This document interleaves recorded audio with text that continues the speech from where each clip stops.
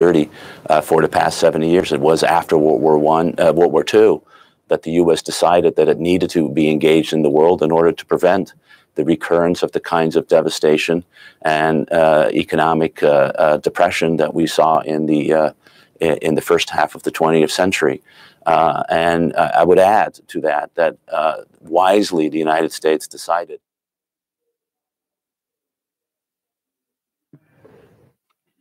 This is the first hearing of the Subcommittee of the National Security to examine the Special Inspector General for Afghan Reconstruction's high-risk list of major construction programs in East Afghanistan that are at risk for waste, fraud, and abuse. I will now recognize myself to give an opening statement. Good afternoon, everyone. I want to welcome all the new members to the committee, and especially I want to personally welcome and congratulate my friend, the gentleman from Georgia, Mr. Heiss, who joins me as the ranking member on this subcommittee. Congratulations or condolences, I'm not sure which it is. Back in 1947, Senate Foreign Relations Committee Chairman Arthur Vandenberg, in calling for bipartisanship on the issue of national security, asserted on the Senate floor that, quote, politics stops at the water's edge, close quote. Today, more than 70 years later, the international security environment is more complex and dangerous than ever. States with hegemonic aspirations, such as China, Russia, and Iran, all threaten to undermine the representative democracy and the international order that the United States has supported since World War II. Terrorist organizations such as ISIS and Al-Qaeda, although significantly degraded, continue to threaten the United States homeland and our international neighbors. And there are also new and emerging challenges, such as the proliferation of cyber threats and capabilities that could discredit and undermine U.S. national, political, economic, and human rights issues. Although the Constitution grants the executive branch with the authority to implement the foreign policy of the United States, Congress has also been given a solemn responsibility to provide oversight. In today's increasingly complicated international security environment, Congress cannot afford to sacrifice our oversight responsibilities in some vague hope that by doing so, we might be able to get along better with the White House. We have our jobs to do. As we enter the 116th Congress, I hope all of us on the subcommittee will commit to working together across the aisle to do what is best for the safety and security of the American people. In that spirit, I am pleased to inform the ranking member that, at his request, we have scheduled May 8th as a potential day to convene our next hearing on the suicide epidemic that is plaguing our nation's veterans and active military. During his first cabinet meeting of 2019, President Trump raised the very topic that we'll examine today. Public Inspector General reports on critical areas of U.S. military operations, including Afghanistan.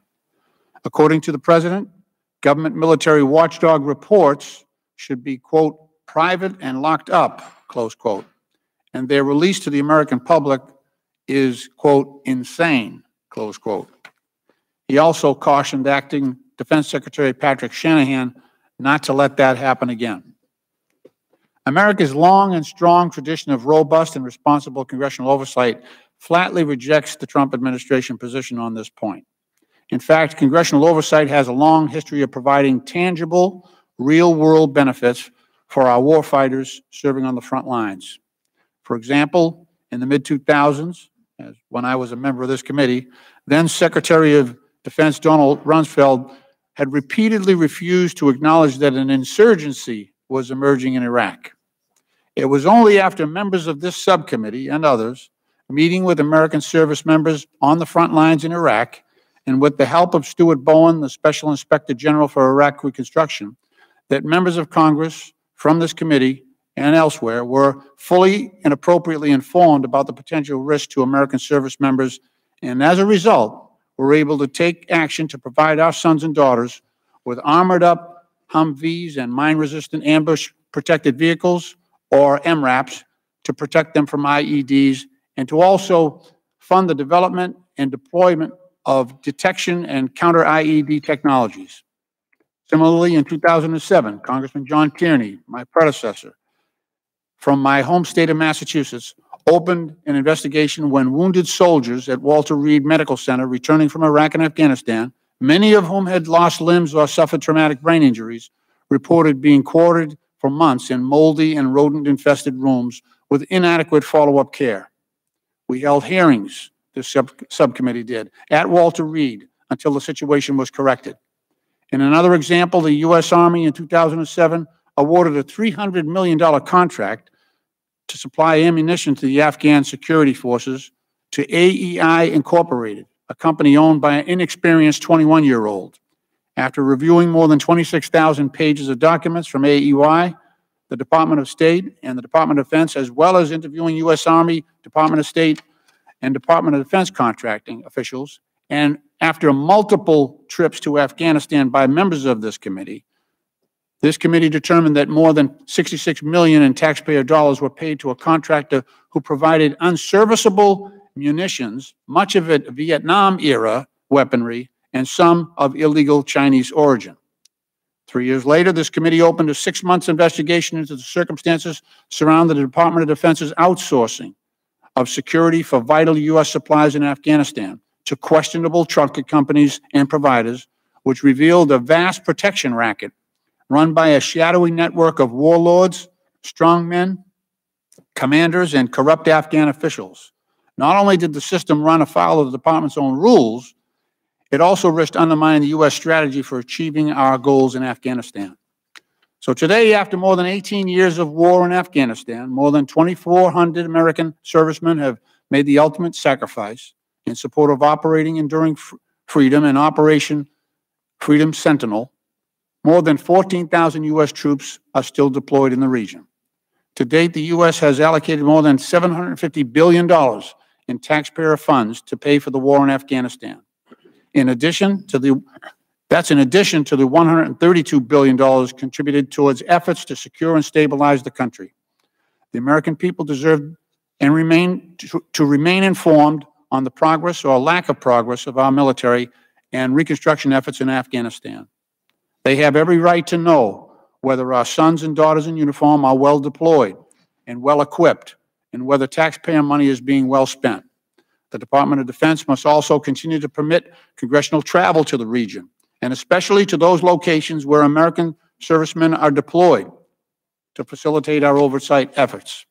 In addition, the oversight report issued by the Special Inspector General that we discussed today, since 2008, have been served to identify for the public and Congress those projects that have been subject to significant waste, fraud, and abuse. Today, we'll be examining the Inspector General Sopko's recent 2019 high-risk list of reconstruction areas that are especially vulnerable to waste, fraud, abuse, and mission failure. This report is extremely timely in light of the continuing peace negotiations led by the Special Representative for Afghanistan and Reconciliation, Ambassador Zalmay Khalilzad. In anticipation of a potential peace agreement that could result in a large-scale withdrawal of U.S. personnel and the reintegration of the Taliban into the Afghan government, the report examines the sustainability of U.S.-funded reconstruction programs in a post-reconciliation Afghanistan.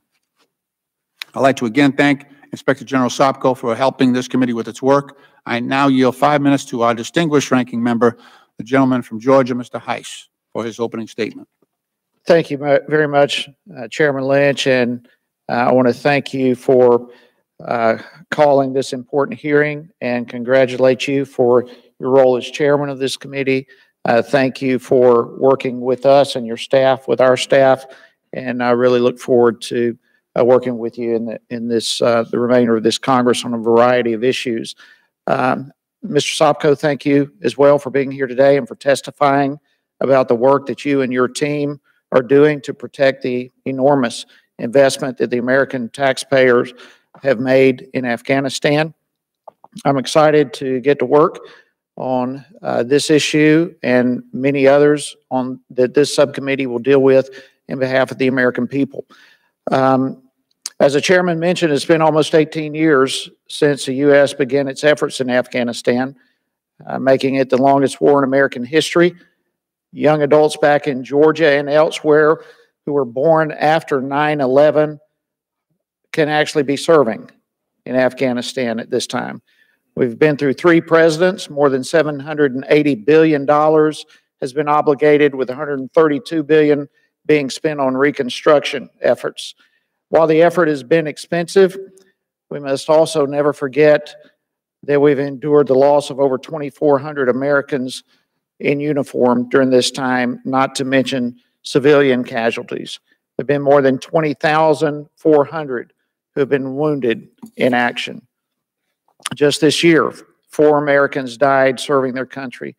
I think we ought to keep all of them and their families in our prayers. So, Mr. Sopko, as I understand it, it's your responsibility to protect the financial investment of the American people in Afghanistan. It's important today that we discuss your new high-risk list report. This report, which you release at the beginning of each new Congress, helps set the scene for how taxpayer money is being spent. The most recent report, unfortunately, paints a bleak picture of the progress even through the new prism of the current peace negotiations. In your submitted testimony, you mentioned the importance of planning for the day after a peace deal is reached. The current talks could be an important moment in securing future peace in Afghanistan on favorable terms for the United States and for the Afghan people. We all recognize that a deal could be reached and that in any deal would have implications in how we move forward. But today we need some updates. We need to better understand the current status of the U.S. dollars being spent there. The American people sent us here to protect their hard-earned tax dollars and to ensure that this operation is being conducted as efficiently as possible. Your 2019 high-risk list highlights several troubling issues that I'd like to spell out here. First, the widespread security and its impact on conducting reconstruction efforts, including restricting oversight, which is very disturbing. I'm concerned that our efforts to conduct oversight and improve security are headed in the wrong direction. And that is alarming, not only for us in this subcommittee, but for the American taxpayer. So I hope we can hear more about what has happened to hamper that important mission and what should be done to address it. Additionally, there's the illicit narcotic trade and endemic corruption that does not at all seem to be improving. Both of those things have likely led to the sluggish economic growth and underdeveloped civil policing, both of which made the list. For Afghanistan to be successful, we must see these things improve. After 18 years in the region, it seems we should be making greater strides in these areas.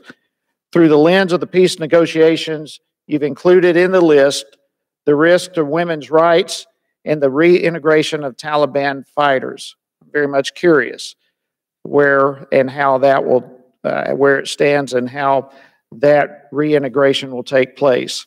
These are extremely important issues, and I'm especially glad that you included them in the list. And probably they will be on the next list to come as well. Finally, last time that I spoke to you in a hearing, we dealt with those in the United States who have gone AWOL on the taxpayers' tabs. And we need to hear an update on that today on this troubling issue. So I want to thank you very much for appearing before the subcommittee today. I look forward to your testimony. And Mr. Chairman, I thank you for holding this hearing. I look forward to more bipartisan hearings, and I thank you already for the announcement you've made for the one concerning military suicides on May 8th. I appreciate that, and I yield back. Gentleman yields back. Just a little bit of a housekeeping matter here. I would like to get unanimous consent to enter the cost-benefit analysis of uniforms specifications for Afghan National Defense and Security Forces camouflage uniforms. Are there any objections? Hearing none, so ordered. Today we'll hear from Special Inspector General for Afghanistan Reconstruction, John F. Sopko, who was sworn in on July 2nd, 2012. Mr. Sopko was appointed to the post by President Obama. He has more than 30 years of experience in oversight and investigations as a prosecutor, congressional counsel, and senior federal government advisor. Mr. Sopko's government experience includes over 20 years on Capitol Hill, where he has held key positions in both the Senate and House of Representatives. He served on the staffs of the House Committee on Energy and Commerce, the Select Committee on Homeland Security, and the Senate Permanent Subcommittee on Investigations. We are grateful to hear from you and your considerable expertise, Mr. Sopko. If the witness would please rise. I'll begin by swearing you in. Please raise your right hand. Do you swear or affirm that the testimony you're about to give is the truth, the whole truth, and nothing but the truth, so help you God? All right. Let the record show that the witness answered in the affirmative. Thank you. Please, and be seated. The microphones are a bit sensitive, so please speak directly into them. Without objection, your written statement will be made part of the record. With that, Mr. Sopko, you are now recognized for 5 minutes to give an oral presentation of your testimony. Thank you very much, Chairman Lynch, Ranking Member Heiss. Thank you for inviting me today. I'm honored and pleased to be here to discuss our high-risk list. Thank you also to the various members who are attending, some who are old colleagues I've seen before, and hopefully will answer the questions better this time than I did the last time you asked them. This report, as both the Chairman and Ranking Member have indicated, identifies 8 key areas of the $132 billion reconstruction effort that we believe are at high risk of waste, fraud, abuse, mismanagement, and most importantly, mission failure. Today's report differs from its 2 predecessors, which we have issued, because it is issued in the midst of the ongoing U.S. negotiations with the Taliban that could lead to the end of America's longest war, something which I think all of us support. As a result, the high-risk list addresses not only current risks to the reconstruction effort, but also those that may persist or arise in the wake of any peace agreement, or even risk the ultimate success of any lasting peace agreement. Now, SIGAR is not taking a position on whether a peace agreement is achievable, imminent, or even practical, although we hope all 3 are true. Nor do we speculate on what provisions it should include. Those decisions we leave to the administration, to Congress, and to our able negotiators. But what today's report does do is highlight areas that are currently at serious risk and points out risks that may persist, be magnified, or emerge despite or even because of a peace deal. Policymakers, we urge, should be planning for what may come in the days, weeks, months, and years after any peace agreement is reached. Because, as we all recognize, failure to plan is planning to fail. Every effort must be taken to ensure that the progress purchased with the ultimate sacrifice made by over 2,400 U.S. soldiers and over $780 billion is not lost because we fail to adequately plan for the day after a peace agreement is signed. As for one of the most serious risks we highlight, I will not mince words with this subcommittee. The Afghan government simply cannot survive without financial assistance from the U.S. and other nations. And should peace come, if that peace is to be sustainable, financial supports from donors will continue to be required for years to come. Beyond the perilous state of Afghanistan's finances, the risks we identify in our report are widespread insecurity, an underdeveloped civil policing capability, endemic corruption, the massive illegal narcotics trade, threats to women's rights, the reintegration of ex-combatants, and restricted U.S. government oversight. It is that last risk area that I think this committee, with your jurisdiction and expertise, should be of the greatest concern, especially in light of the potential that more U.S. funds will go directly to the Afghan government as on-budget assistance or through multilateral trust funds.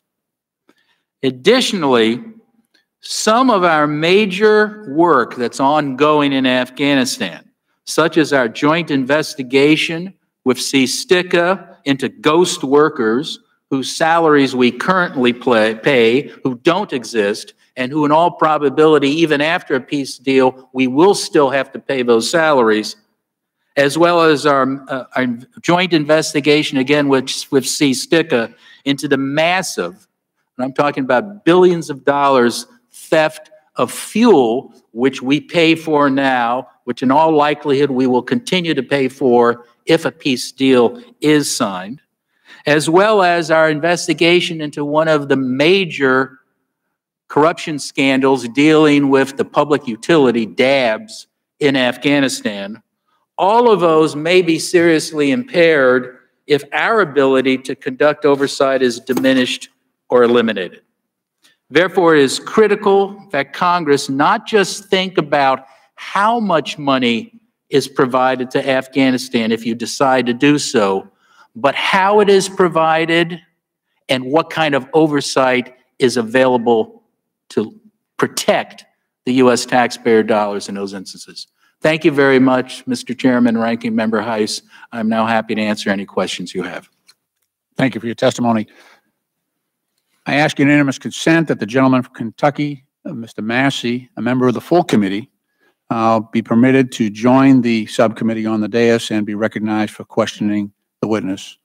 Without objection, so ordered. I now recognize myself for 5 minutes for questioning.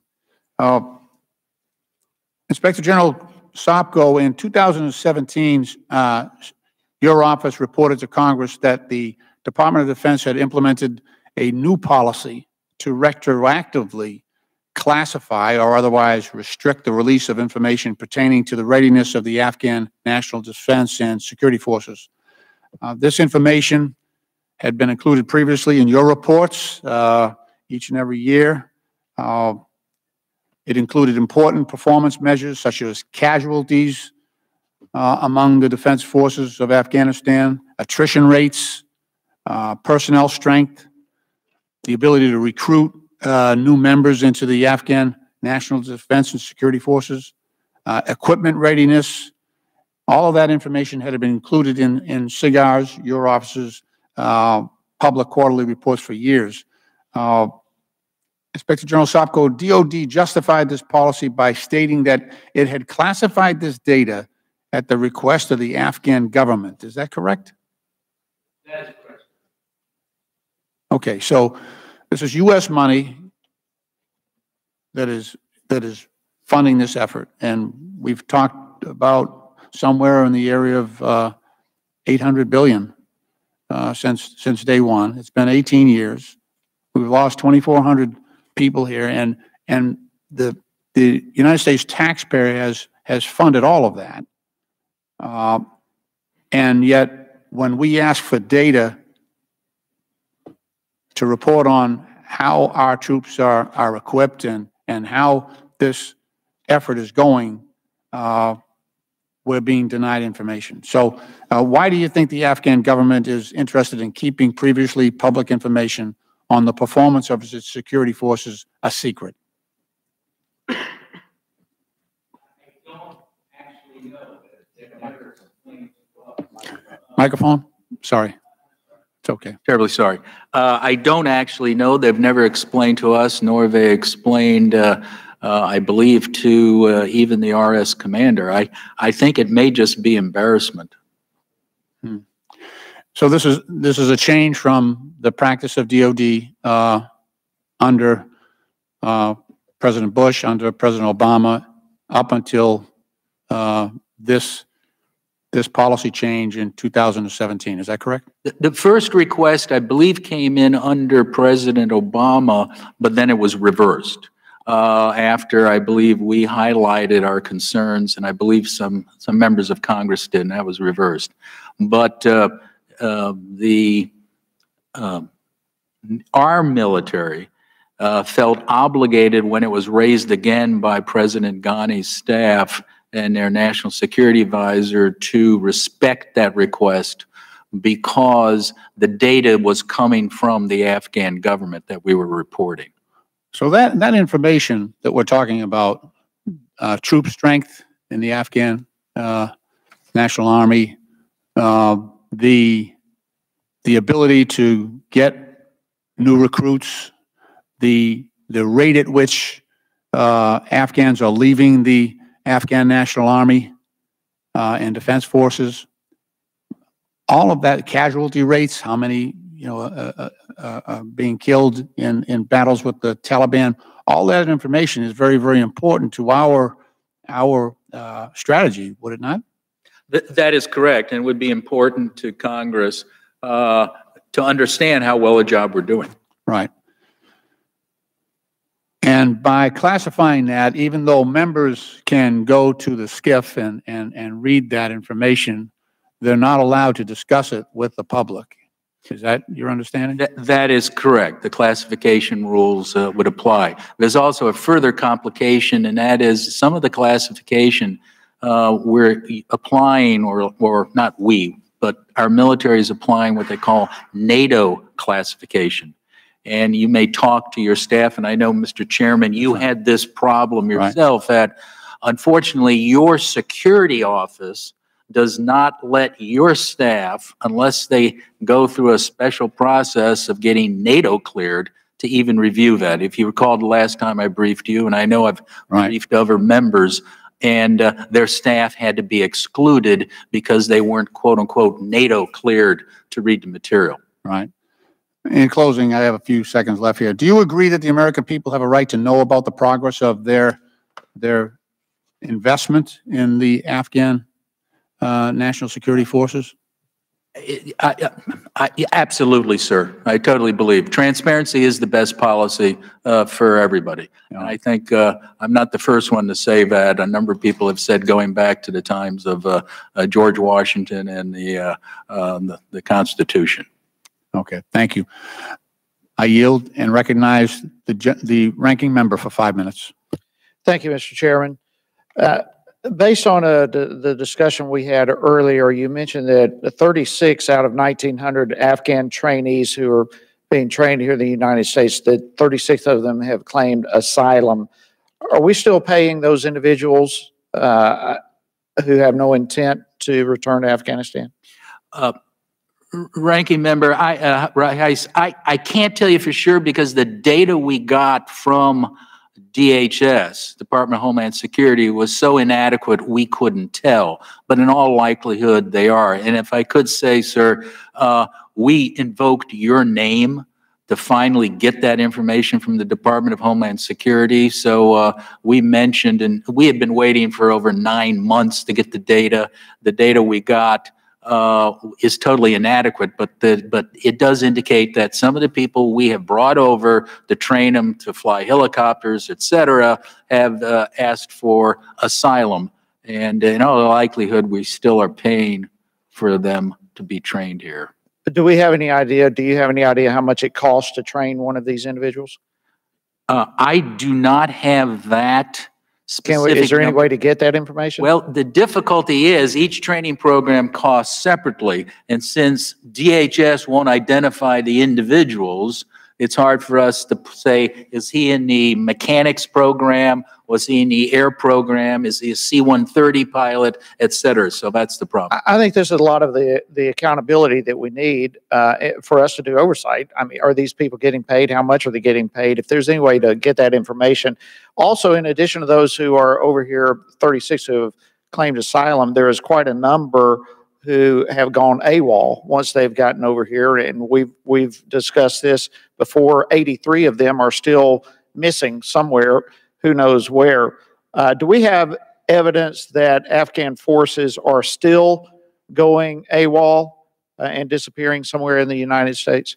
That is our best information, sir, but we don't have any more up-to-date information. And it's our best information that it is still happening. Yes, it is. Okay. I find that amazing that we are continuing a program that has a much larger percentage of people going AWOL, and we've got to get to the bottom of this. I thank you for invoking my name today. We're going to continue pushing on this issue. Let me hit a couple of other things real quickly. You mentioned that we've had 2,400 military deaths, but that does not include contractors and civilian deaths. Do you have any idea how many of those deaths we've seen? Yes, we do, and I'm glad you highlight that point because I think we tend to forget the U.S. contractors and how many casualties they have because they are important parts of the team. Our best estimate is over 4,000 U.S. contractors have died in Afghanistan.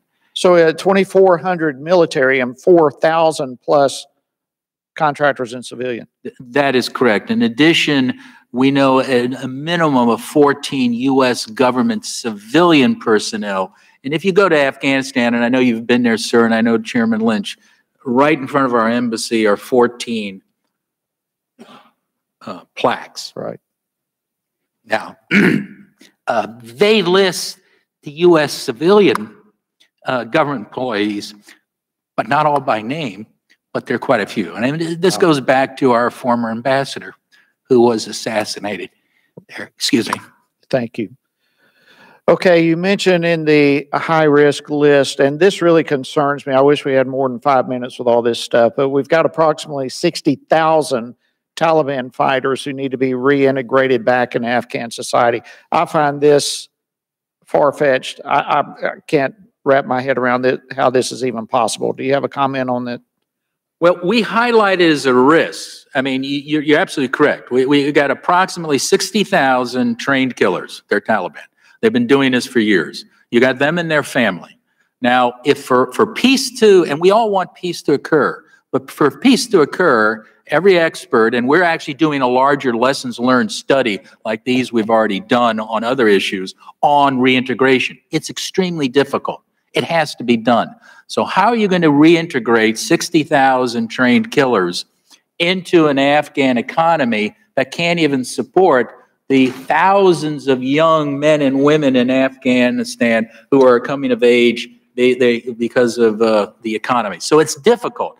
We're not saying it's impossible. And again, this is a policy decision. That's not my job. We're just highlighting for you, when you think of appropriations, when you think of oversight, think in terms of, and when somebody comes up here to testify about the peace deal, what are you doing about reintegration? Because if you don't reintegrate, and they don't get jobs, if they don't get their land or whatever, you're going to have some angry, highly trained people who would love to destroy the peace deal. I share your concern. Thank you very much. Thank you, Mr. Chairman. Gentleman yields back. Chair now recognizes the gentleman from Vermont, Mr. Welch, for 5 minutes. Thank you. First of all, congratulations, Mr. Chairman. It's delightful to have you serving as our chair with your long experience on this committee, and I look forward to working with Mr. Heiss, too. And your opening remarks, by the way, did remind me of how much we owe SIGAR for the work you've done consistently and well. You've got a great team. You and your predecessors have done a tremendous job, and you outlined some of the things, Mr. Chairman, where we really actually made a difference, not just for taxpayers, but probably most importantly for some of our men and women who served us well. I want to just ask some questions about restrictions on your oversight, some of them practical, and I want you to comment on that because I think it's really important that we back up your office and the steps and the resources it needs in order to inform Congress. Can you just walk us through how the security situation is having an immediate impact on your ability to provide Congress with the information that we seek? Well, it's a dangerous place. And obviously, I don't want to risk my staff needlessly, and nor does the State Department or DOD. So we have to rely on them to provide security to my investigators and my auditors. And I think I may have pointed out to one of the members, just to give you a feel, I can't remember the page, there's a picture of me, I'm sorry, page 6, okay. If you want to see, this is what your typical detail looks like. There's 30 to 40 security people just for our staff to go out to the Marshal Fahim Well, Senator. I would say you're worth it. Well, my wife does too. All right. So, But it's a practical challenge. That's really what that says. I mean, you just can't send a couple of staffers over there and then to provide security for them when they go out to where the projects are, right? So practically speaking, do you have confidence that you're able, basically, with your best efforts to assess how much we are wasting? I wish I had more visibility. What we have done is tried to overcome that by using more sophisticated technology, some of which I cannot describe in public. We also have partnered with an Afghan civilian organization, which we trained and mentored, and they give us an extension to our visibility, such even at that site, we're limited on how much time we can go there, but we can send the Afghan engineers who we train to take a look. So we try to do it. Am I happy? Am I, is it as good as I would like? No. Let me just elaborate on that. If there is a withdrawal, presumably local actors would have to take over lots of functions, but one of those functions hopefully would be assessing whether we're wasting money. There's no, my understanding is there's no Afghan organization that we either trust or have is competent to do oversight on the money that we're sending over there for reconstruction. You're right, sir. We trust our Afghan trained staff, but they're limited and they can't get everywhere in the country themselves. There are places that even Afghans can't get to because of the Taliban. There are also bases they can't get on because, for example, it's very difficult for them to get on Afghan military bases. Right. Because they don't trust the Afghan military, and the military demands certain remuneration and certain things that we will not permit. So there is a limitation. So if there is a withdrawal, then an aid is then funneled through international organizations so that it's not direct payments from us, but it's payments to organizations that then distribute it. What's the mechanism by which we have any confidence that the money is being spent on the intended purposes? We rely on the international organizations such as the World Bank, Asian Development Bank, and UN to perform that function that USAID would normally do or we would do. And we have raised concerns about them because they don't have very good internal controls. We've done 2 audits on the Afghan Reconstruction Trust Fund, where billions of dollars go to the Afghan government. It's run by the World Bank. It's improved, but we still have serious concerns. But Congressman Welch, what you're highlighting, and this is the other issue that I think we can't lose sight of, and that is we can't wash our hands of the taxpayers' dollars just because we give it to World Bank. We have to hold their feet to the fire too, that they're doing the right type of oversight. Gentleman yields back. Chair now recognizes the gentleman from Michigan, Mr. Amash, for 5 minutes. Thank you, Mr. Chairman. Mr. Sopko, thank you for your work and for being here today. Since the war in Afghanistan began in 2001, and again, it's the longest war in U.S. history, the United States has spent nearly $800 billion, I think you mentioned $780 billion was your figure, on the war, including over $100 billion appropriated for reconstruction activities. In 2017, our colleague and my good friend, the late Rep. Walter Jones, requested information from SIGAR about the total amount of waste, fraud, and abuse SIGAR has uncovered. SIGAR identified up to $15.5 billion in waste, fraud, and abuse and failed whole-of-government reconstruction efforts, 29% of the $52.7 billion in spending it reviewed. How much money is still being lost to waste, fraud, and abuse and failed whole-of-government reconstruction efforts? Well, as you know, it took us a while to do that study for the members who requested it, and it's very difficult. I can't give you that number, and it's billions. Just recently, I was told that by a senior U.S. government military official that over 50% of the fuel we are buying for the Afghans never reaches its intended purpose. Wow. Now, we're talking billions. Yes, so, but I haven't documented it. As you know from that report, we were very careful in documenting based upon what we have actually looked at. And that's where we came up with that number. So it's your impression that it's billions on an ongoing basis?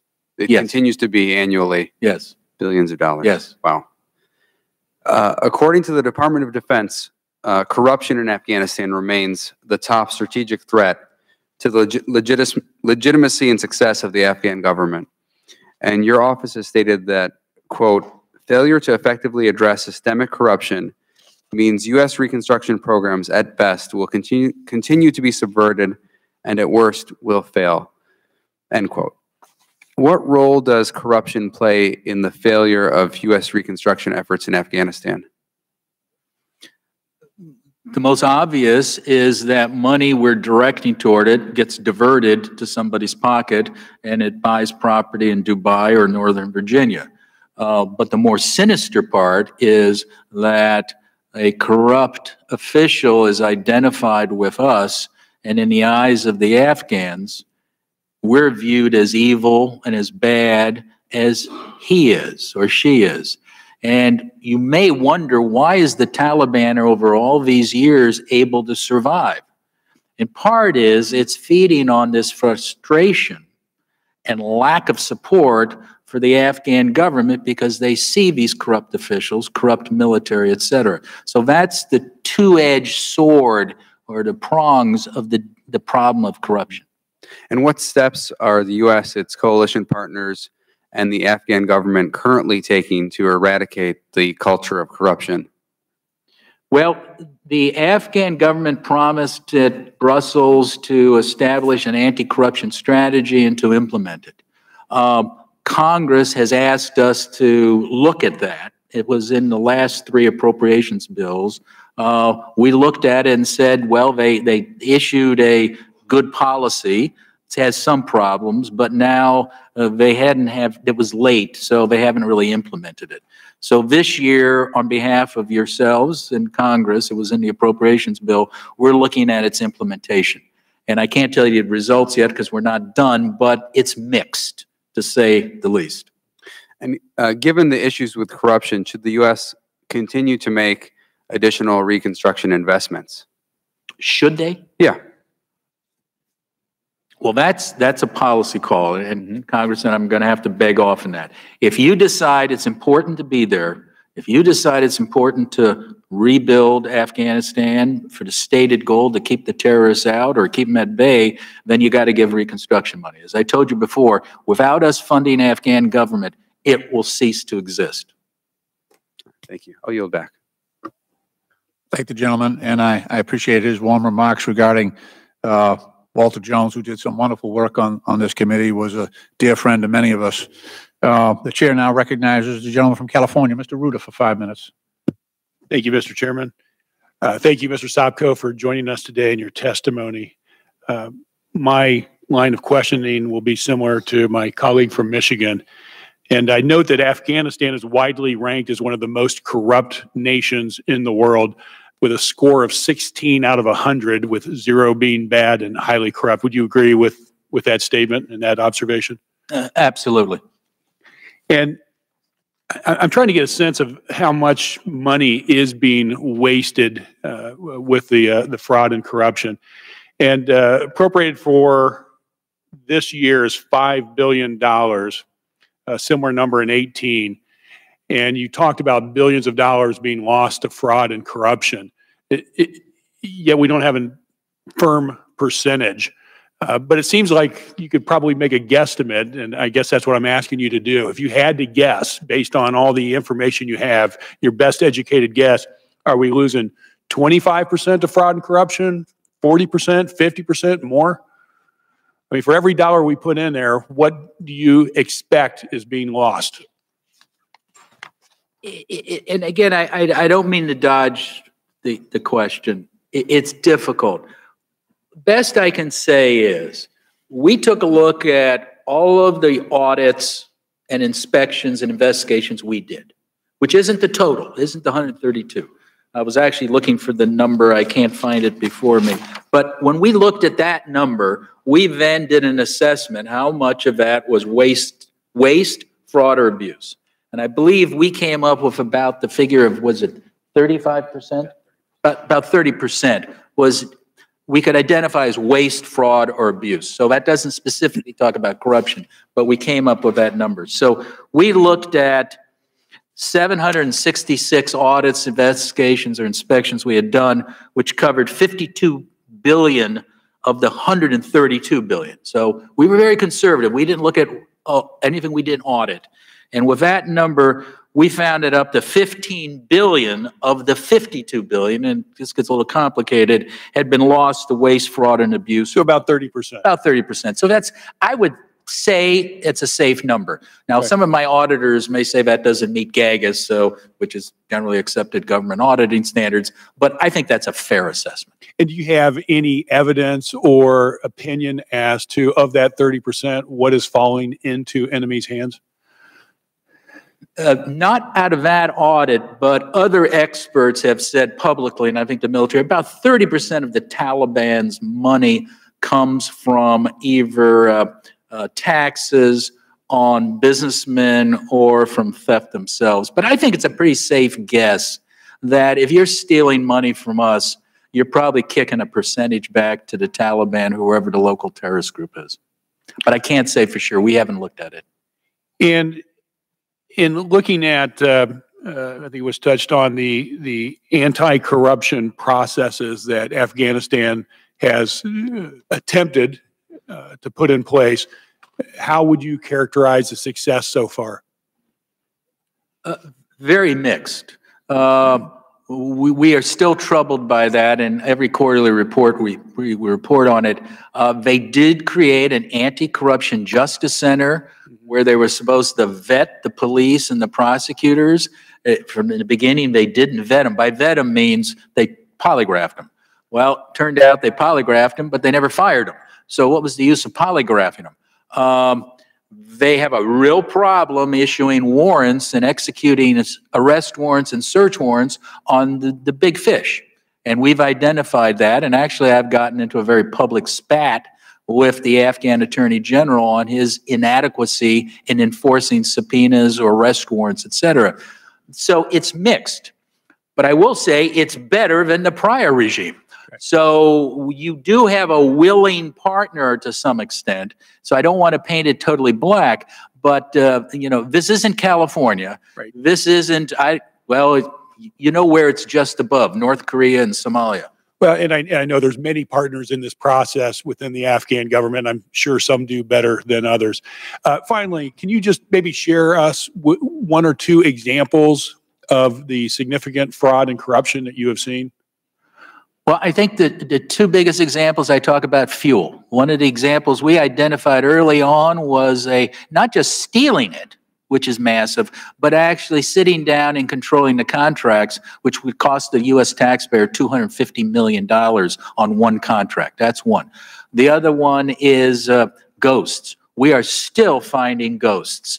And by that, I mean not spectral ghosts. I'm talking about we're paying the salaries of policemen who don't exist. Somebody's pocketing their salary. And we still got loopholes. So we're working very closely with CSTICA, my audit team, my investigative team, and CSTICA, which is the military group that pays for all of this, trying to identify current holes in the system. So I would say the ghosts and the fuel are two Ghost biggest. and gas. Ghosts and gas. Okay, I yield back. Thank you. Gentleman yields back. Chair now recognizes the gentleman from Arizona, Mr. Gosar, for 5 minutes. Thank you, Mr. Chairman. Mr. Sopko, first of all, thank you for what you're doing. It's a tough job in a dangerous part of the world. And when you go back to your staff, please give them our thanks. But I want to come back to this. As a business owner, we try to position our employees for success. And just the colloquy and questions that I'm hearing from the other members really brings us back to the home base, is that we're there are too many variables here to actually get success, is what it seems to me. You know, the two countries are diametrically different. Would you agree with that? U.S. and Afghanistan? Yep. To a great extent, you're right. Yeah. And their history is very different, isn't it? Absolutely. And so to think that our solutions actually can benefit or actually be forced upon them seems pretty ludicrous to me. Well, now you're getting into policy, sir. I understand. I'm going to dodge that. I understand, but there's this fine line here. And we have to think about, you know, I hear, you know, losing X amount of dollars in gas. You know, we have these ghost people that we're paying for. You know, the American public is really frustrated. You know, I want to give them a solution that says, hey, listen, we looked at this, you know, through the big lens, and we put you in a position of success. And I don't think we do that. You know, when you're talking to me that you can't track funds through United Nations to the World Bank, it seems to me like there's a lot of different heads here without a central, how do I say this, dispensing. Would you agree to that? I agree. Yes. And how could we better maybe look at those diametrics? You know, what could Congress do that could facilitate something better for success? I mean, instead of having to answer this, that, and everything, why not choreograph it? If it's our money and the bulk of our money is going to this reconstitution and rebuilding, why don't we be the fish that dictates everything? I don't know if this is the answer, sir, but when I first started this job, I had the same frustration you did back in 2012, 2013. I couldn't believe this. I mean, I did organized crime in the United States, and I was thinking, this is ridiculous. And I oversaw some big programs for Senator Nunn, and I had never seen anything as crazy as what was going on in Afghanistan. And so I said, we hadn't done the lessons learned. We've done 5 lessons learned reports on various subjects. But I said, what does this all mean? And we came up with 7 questions. And it actually was, I think, one of the appropriations bills. They took that 7 questions and they imposed them. And I would start with the 7 questions we asked. And that was, does the project or program, even before you start, does it support our mission? If it does, it's more likely to succeed in Afghanistan than fail. Do the Afghans even know about the program and want it? If they don't, it's going to fail, more likely, and it's more likely to succeed. So you go down this list. Does it consider where we're working, that there's major corruption? And if it doesn't, and you can design a program, just like you as a businessman, if you're in a bad area, you know how to design a program that protects it from theft and corruption. Well, we're designing programs like they're in Kansas or in Norway. It was ridiculous. One of the other things is, does it have metrics for success? We were spending money and we didn't even know. First of all, as I told one of the congressmen, we don't even have a list of all the programs in Afghanistan. So how do we know if any of them are succeeding? And you remember, Mr. Chairman, I got into an actual, I would say fight, a serious discussion with a senior official from USAID about racking and stacking programs in USAID. And he turned on me saying, the audacity of Mr. Sopko to want me to list which programs are working and which ones are failing. It's almost like picking your favorite child. And I just stopped for a second. I mean, I never thought development aid was sort of the Sophie's choice that we had to pick. I mean, doesn't it make sense as a businessman? Oh, yeah. If you don't know, if this product is not working, why are you using it? Now, if you have unlimited money like we did back then, it's okay just to waste money, I suppose. Well, we didn't have. We didn't. I'm sorry. And we're lowering it. So if pot. you don't rack and stack, and I must say, and I don't want to attack USAID, the new administrator, who's one of your former colleagues, Congressman Green, is racking and stacking programs right now. And that's a tremendous success. And I think it's because of a committee like this and the full committee who have been holding their feet to the fire.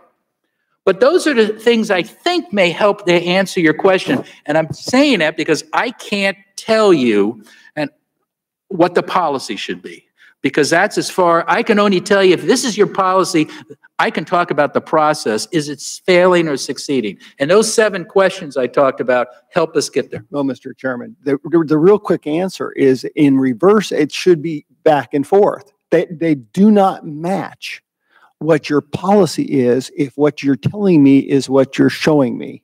They don't match. Mr. Chairman, can I just answer real short? We are way over on time, but go ahead. But real quickly, we see that problem right now. We've seen it before. We're now doing a review, the State Department is, of the number of personnel they should have in Afghanistan before they know what our program should be and what's our policy. Isn't that putting the cart before the horse? Normally, good businessmen would find out what you're selling or what's your program, then determine how much staff. What we're doing, and we did it before, so I'm not blaming this administration, the prior administration did it too. Here's your staff, you figure a program that fits. Now, as an auditor, that's something backwards, and I can't say it in public. Right, right. Appreciate that. Gentleman's time has expired. The chair now will recognize the gentleman from Texas, Mr. Cloud, for 5 minutes. Thank you very much for being here. Thank you for your thoughts. I can't help but think and share, in a sense, the frustration that while we talk about budget matters, a lot of this seems to go beyond that, in the fact that our wonderful form of government was birthed out of a constitution, that was birthed out of a revolution, that was birthed out of a people that were ready for self-governance. And it makes me wonder if our efforts are a little misguided in that we are trying to force self-governance on a people that may or may not be ready. And I don't have the answers to that, but I think that's one of the underlying questions that goes beyond the scope, I realize, of today's meeting, but I appreciate it. Your work is certainly quite critical, considering the $132 billion that's been appropriated since 2002 for Afghanistan Reconstruction. I wanted to see if have unanimous consent to enter into the record your report titled, and it summarizes the findings, so appreciate that. The U.S.-based training for Afghanistan security personnel, trainees who go absent without leave, hurt readiness and morale, and create security risks. It's a long title, but it pretty much sums it up. Thank you. I'm sorry, without objection, so ordered. I appreciate it, Mr. Chairman.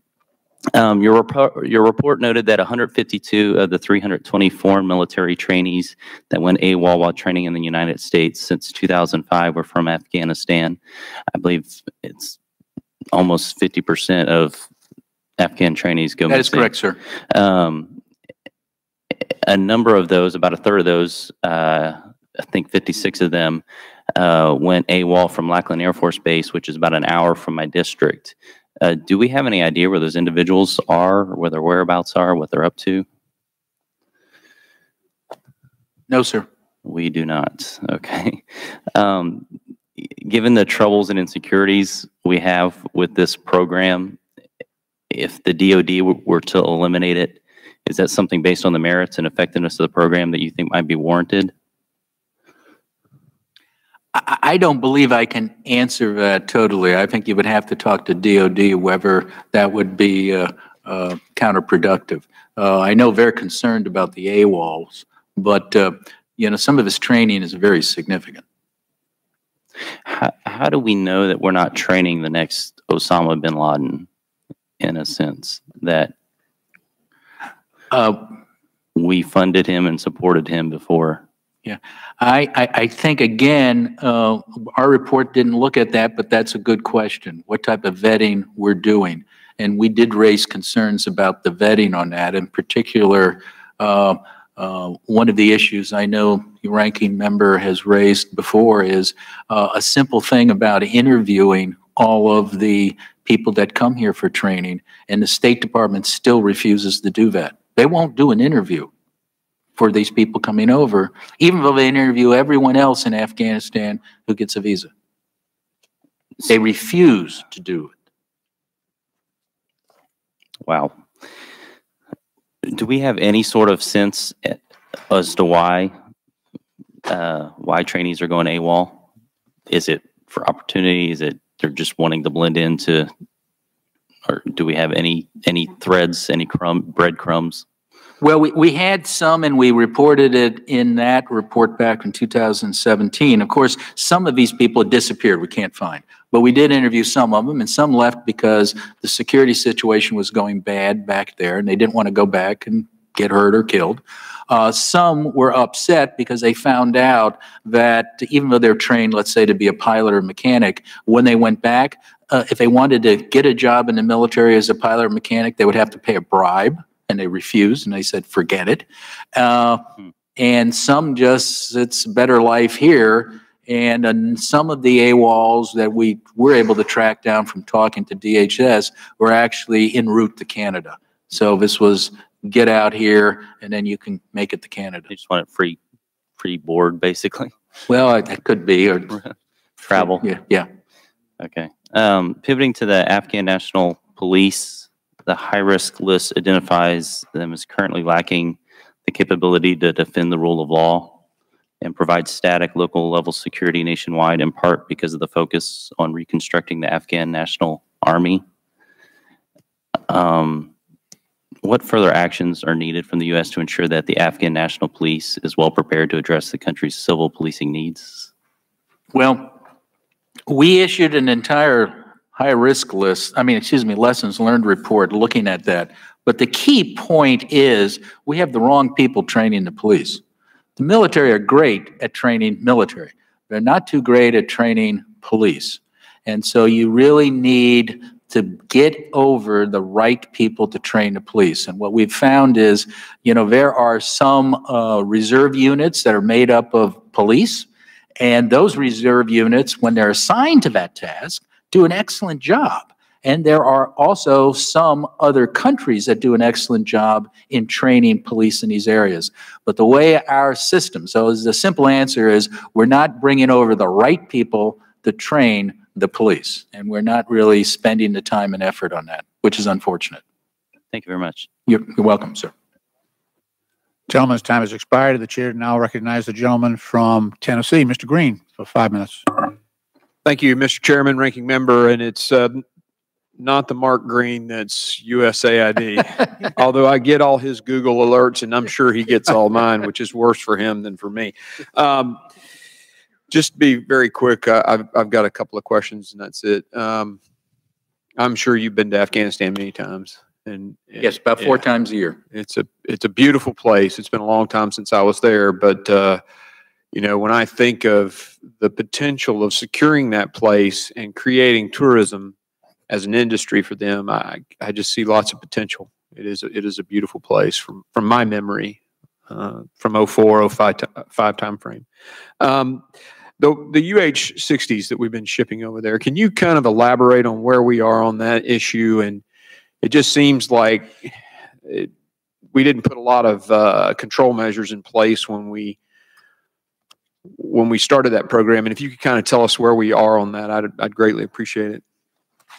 The UH-60 program, obviously, our purpose was to get about 160 Black Hawks or UH-60s over there. What we identified, the big problem there is the UH-60s are getting there on time, but the problem is with the pilot training, mechanic training, and sustainability. So we raised the concern that why ship those very expensive pieces of hardware over there if you don't have the pilots or mechanics to use them, particularly if something happens. So you're going to have just wonderful UH-60s sitting there if there's a problem with the government. I mean, initially we promised to train 477 pilots. That was reduced to 398. 398 then was reduced to 357. It's now down to 320. We don't see any major change to that. I think it's a problem with getting the pilots trained. English language is the biggest issue to an extent. So we're not attacking the platform. It's a wonderful platform. Sure. It's an expensive platform, but it's a wonderful platform. But we are raising questions about whether it's going to succeed if you don't have the pilots and the mechanics. And these are the A models, right? The old ones that we have sort of mothballed, as I understand it. I believe they are the A model. I don't have that in front of me. It is the A model. The A model, okay. Have they stopped the flow of the aircraft? Are they still shipping aircraft while they have no pilots to? I think they still are, but I'd have to check. Okay, well, that does make a lot of sense. That's our understanding, but we can get back to you. Were those aircraft be used in a combat service support role, or were they actually combat air, for lifting, combat forces into an area? And the reason I ask is the capability of the Black Hawk at elevation. The Taliban tend to operate, at least again, I'm speaking from my experience, which is a little bit old, but they tended to function at pretty high levels. And so we used our Chinooks in order to insert combat forces. So I'm wondering, are we even sending them an aircraft that they can use for the purposes that they want? Now, if they want it for combat service support, i.e. medevac, resupply, okay. But what is the stated purpose for the aircraft when they get there? That's my question. I'd have to get back to you on that. Okay. If you wouldn't mind, just send a written and an email or something. Happy to do that. And that's all my questions. Thank you for your time and for your service to our country. Thank you. I thank the gentleman. The gentleman yield back. Chair now recognizes the gentleman from Kentucky, Mr. Massey, for 5 minutes. Thank you, Mr. Chairman. Thank you, Mr. Sopko. I've quit preparing for these hearings because this is like Groundhog Day. I show up every 18 months and ask the same questions and we get the same answers, but the numbers are bigger every time I ask the question. In 2015, I asked you how much we spent on Reconstruction, which, by the way, I think I'd like to change the name, or your title of your job, change Reconstruction to Nation Building, because I don't think people understand that's what we're tracking is our effectiveness at nation building. But in 2015, I asked you, and it was $113 billion that we had spent cumulative. In 2017, I think it was September 2017, I asked you, it was $121 billion we spent. Can you tell me here today in 2019, how much have we spent on reconstructing Afghanistan? Well, our Congress has appropriated $132.3 billion. Okay. So we're up to that. .3. Make a note of that, sir. You always give me the decimal point afterwards. I appreciate that level of detail. But to qualify that, and I know you are an expert on numbers here, but we still have $10.8 billion in the pipeline. Well, what are we waiting on? Let's spend it. I will send that message immediately back to. Please don't. Please don't. One of the big misconceptions, so let's get rid of that misconception that we're not nation building in Afghanistan. We are nation building in Afghanistan on steroids, okay? To what effect, I'm not sure. But another misconception that I hear is that if we pull out of Afghanistan, the Taliban will come back. Have the Taliban left? How many Taliban are in Afghanistan kicking and, Our best estimate, and this comes from the military, is approximately 60,000 Taliban are active. That's not including the other terrorists, but Taliban. 60,000 Taliban in That's Afghanistan. Correct. So this notion that we've routed them and they're all gone, and if we leave, they might come back, that sounds a little dubious to me if there's 60,000 of them still there. I wasn't asking for an answer on that. Congressman, that's a tough question. Tough question. I ask it every 18 months. I know. And we get the same tough answers. Another question is on the war on drugs that we're conducting over there. Every time you come, I ask how much have we spent eradicating poppy? And then I ask how much poppy are they making, or to what effect have our eradication efforts been effective? Our eradication has absolutely had no effect on the amount of poppy being produced. We said that, and I think we briefed you or your staff when we came out with this lessons learned report on narcotics.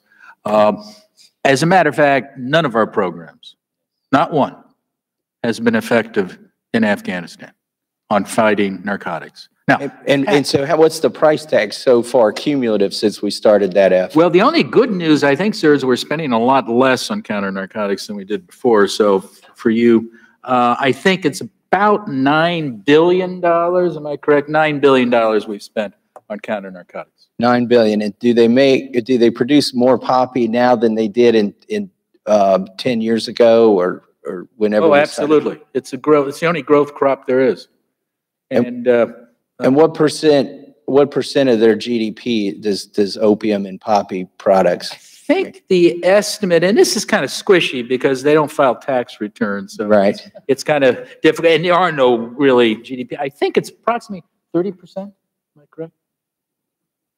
Yeah, we'd have to get back. It's about 30%. It's the largest cash crop, and I believe it's about 30% of the GDP. And the thing you also is a new data, which I think you should make certain you ask me again, is that although we've had a lot Don't worry, I'm afraid I'm going to be here in 18 months asking the same questions. That's my fear. I'm afraid I may be too. So but anyway, we always have. I do hope you keep your job, though. I know there's a lot of people that don't want you to have this job because you are putting daylight on this issue and to good effect. We've had good results. I mean, I think, like you were saying, they've reduced the money wasted on this poppy program, haven't they? Yeah. Yes. When I say they, I'm kind of talking about Congress, but we just sort of rubber stamp whatever comes over here without the data. But sir, real quickly is that the amount of interdiction that we have done over the last 10 years, and we've done a lot of interdiction, is still only equal to less than 5% of what was produced in 2017. So you take all the interdiction we did over the last 10 years, and you will see happy talk coming out of Afghanistan. Oh, we just caught this other lab. We just blew up this lab. Well, you add it all up for 10 years. My staff did that. And it's equal to less than 5% of the 2017 crop. Now, the 2017 crop decreased to 2018. That's good news. But everyone admits it has nothing to do with our programs. It's because of drought. Drought. Okay. Well, maybe global climate change has one positive effect in Afghanistan. Bill, I appreciate your candor on this issue. I'm just disappointed that we're here asking the same questions. Thank you, Chairman Lynch, for having this hearing. It needs to happen, even if we don't like the answers. Thank you. No, I understand. I appreciate the gentleman's diligence on this, and I share his frustration. I would suggest, however, that we have the power to change things. And I just want to point out that the tendency over the last few years is to give Congress less and less information so that we don't expose the inadequacies, the vulnerabilities, and the mission failure that we see and the inconsistencies. So it could be different. I'm going to yield myself 5 minutes because I've got some more questions, and I share that with all of our colleagues. If they want to ask more questions, we get another 5 minutes. But they've now changed the metrics. So I've been to Afghanistan a lot. I think it's 15 times, something like that. I've been all over. And normally we would get maps from you that would show the areas and the provinces and portions of the provinces that were under the control of the government in Kabul. And then they would show areas that were contested, that the government was fighting with the Taliban. And then they would show Taliban territory, usually down around the southern end of Helmand province, Kandahar province, and parts of Nangarhar province where the Haqqani networks working.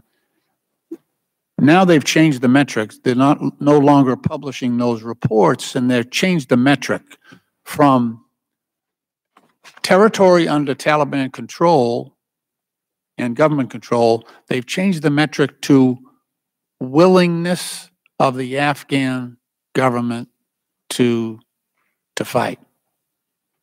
Now, how do you measure? You're the one that's got to use this metric, I guess.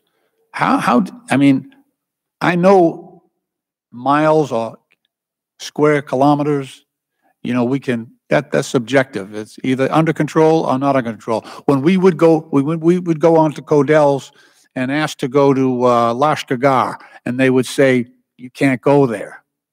There's too much kinetic activity. We would know that, okay, that area is contested, at least, if not under, Taliban control. Now, it's a real mystery how we are supposed to determine how we're doing territorially. So, Mr. Sopko, how do you use a metric like Afghan willingness to fight? It's even worse, Mr. Chairman, than that now they're saying, and you're absolutely correct, we no longer will be publishing the district control and population control because our military says they're no longer collecting that data. Under General Petraeus, under McChrystal, under everyone who was in command over there, that used Hammond. They used to say that is the metric. That is whether we know we're doing our job, whether we're making progress. You're absolutely correct. And as a matter of fact, in 2017, which I think is the last time or one of the times I testified here, I said that the goal that our military said was that the Afghans would control 80% of the territory of their country by 2019. Now, that was the goal. That was the stated goal. Nope. What we were just told is that's no longer a goal. It's even more squishy, Mr. Chairman, than what you're saying is. The goal now is stalemate is good because stalemate will lead to peace. What's stalemate at, though? What's the territorial split? Can you say that? Last data we had, I think, from our last quarterly report. More like 60? About 65% of the population and 56% of the districts. So the Afghans controlled 65% of the population and 56% of the district. Okay. That's down from 2018 and when it was a lot higher. All right. I have another question. Certainly. I want to jump to another topic, and Certainly. I apologize. Okay, so we have a situation where we're trying to beef up the Afghan National Army. This includes the provision of uniforms and equipment for ANSAF, right? And in June, you released a report that examined the cost of the U.S. government providing Afghan security forces with proprietary forest camouflage pattern owned by Stealth Biotechnology Corporation, and that was between November 8th and January 2017. So I've been to Afghanistan a bunch, right?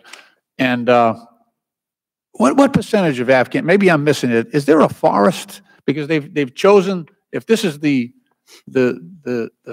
sort of the options here, they've chosen this one over here, which is a dark green. This is the Hyper Stealth Spec Ace Forest. That's what they're picking out for the Afghan National Army. Most of the territory I've been to looks like this, like Helmand Province. You're absolutely correct, and that's what we highlighted. This was the worst uniform to pick, and it was the highest cost. Most expensive, right? What's that? Excuse me, sir? Most expensive. Most expensive. And only 2% of Afghanistan is forest. So and this goes back to the good work that Congress can do. Congress put into the law, DOD, go do a real assessment. They did. That's the assessment we referred to. They agreed totally with our findings and that this was the most expensive and the least effective. What's the bad news is it turns out the Afghans now are buying the second most expensive and the second worst, another green one. It's right next to the one you identified. That's even greener, yeah. We don't Maybe they want to stand out. Oh, yeah. I mean, I hate to be an Afghan soldier wearing that uniform. It's sort of like shoot me written on the back. We don't know why. And unfortunately, when you don't know why in Afghanistan, you assume there's a bribe. Yeah. That's all you can assume. But they're going to use their money to pay for it, so we have to wash our hands of it for these uniforms. Yeah. All right. I am way over on my time. I apologize to my colleagues, and I yield to the gentleman from Georgia, Mr. Heiss, for 5 minutes. Thank you, Mr. Chairman, and I appreciate your leniency with everyone. Real quickly, the AWOL deal, is there any information regarding where the problem seems to be worse than other places? Is it certain training areas, certain tasks?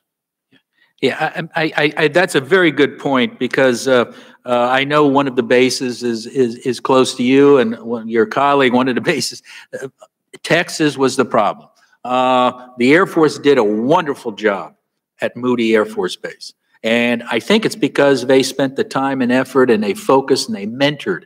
And we've highlighted the Moody Air Force Base and the Air Force program for training, because they put mentors and followed the Afghans back to Afghanistan. They brought them back, and it was a fantastic program. We highlight that as in our lessons learned report. So Georgia was one of the best programs out there. Okay, but the Air Force in general, really?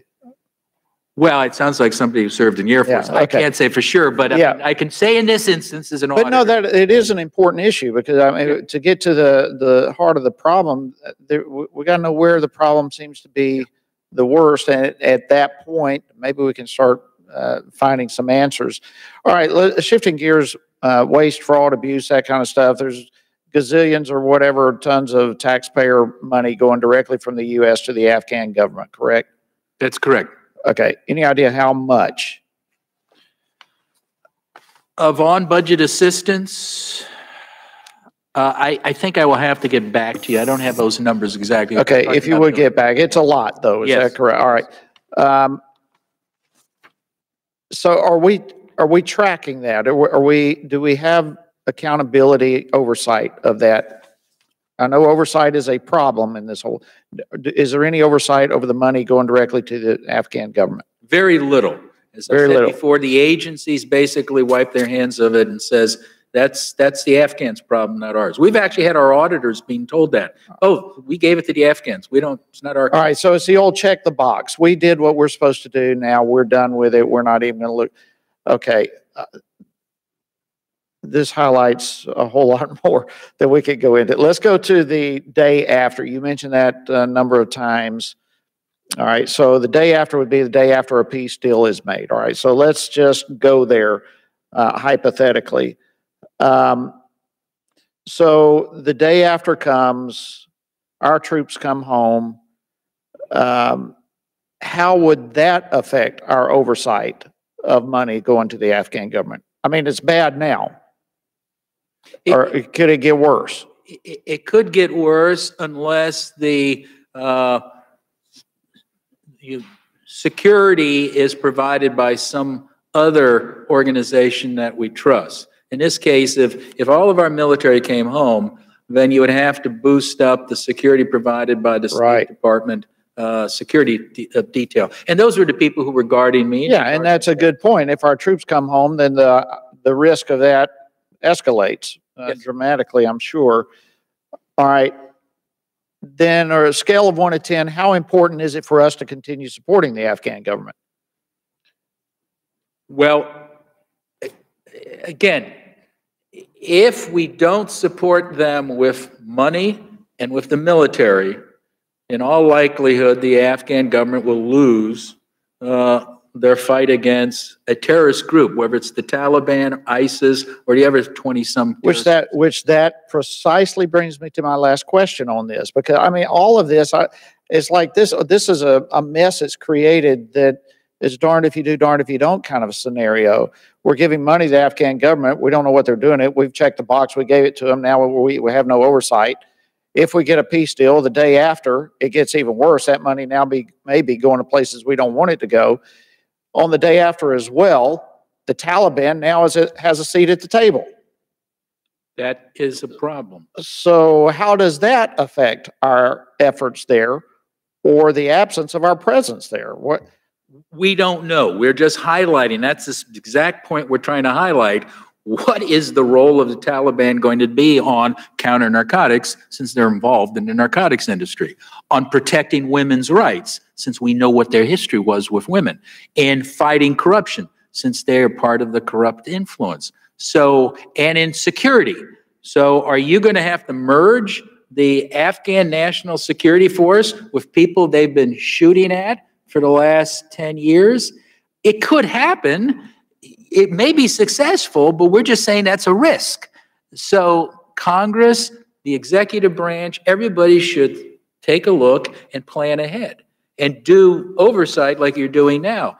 This report is not only a call of concern, but it gives you a roadmap for doing oversight. And I hope committees, all the committees, particularly this one, because this committee has a whole of government capability and jurisdiction, will follow the roadmap we've given you. Well, I just, again, thank you for the incredible work you've done. You have given a roadmap. And again, Mr. Chairman, thank you for having this hearing. I think one of the best things we can do is continue highlighting these problems and bringing people here who are involved in the problem and have the capacity to deal with it. And so both of you and your teams, thank you very much. And I yield back. I thank the gentleman. Mr. Sopko, I'd like to thank you as our only witness today for your testimony. I want to thank your staff who's behind you, who've been whispering answers to you throughout the hearing. You're a wise man. So without objection, all members will have 5 legislative days within which to submit additional written questions for the witness. Those will be submitted to the chair, which will be forwarded to the witness for his response. And I'll ask our witnesses to please respond as promptly as you are able. This hearing is now adjourned. Thank you.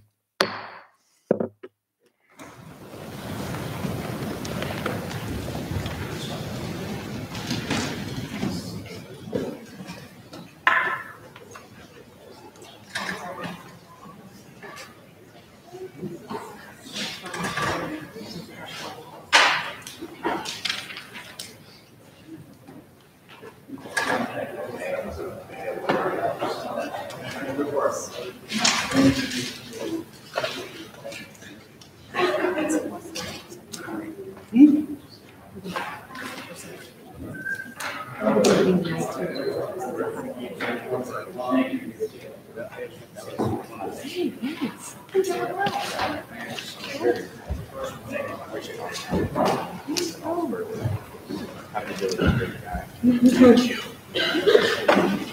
Very much. Thanks, sir. I appreciate it. Oh, thank you. I know. I said Mr. High. Yeah, okay, good.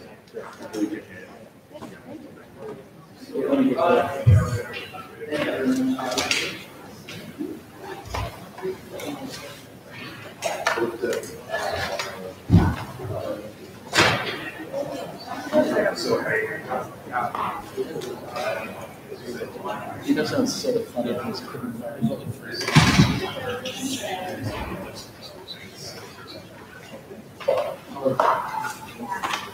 Good work, man. Here we go.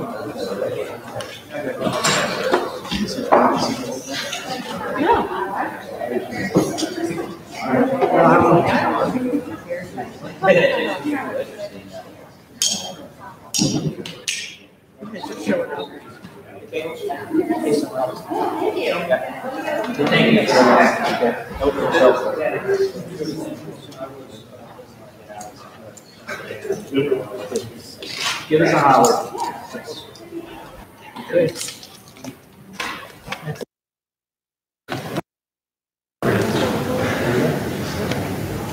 Okay. Which way? This way? Whoops, sorry.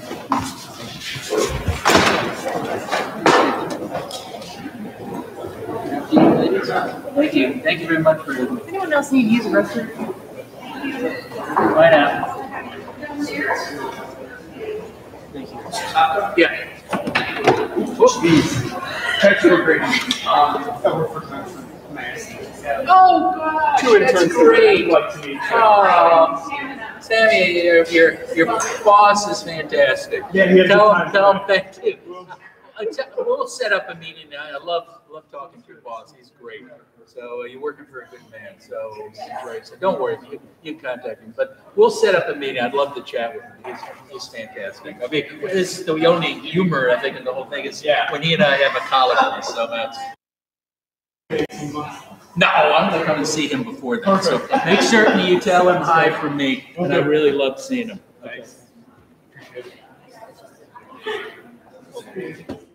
Once, TV was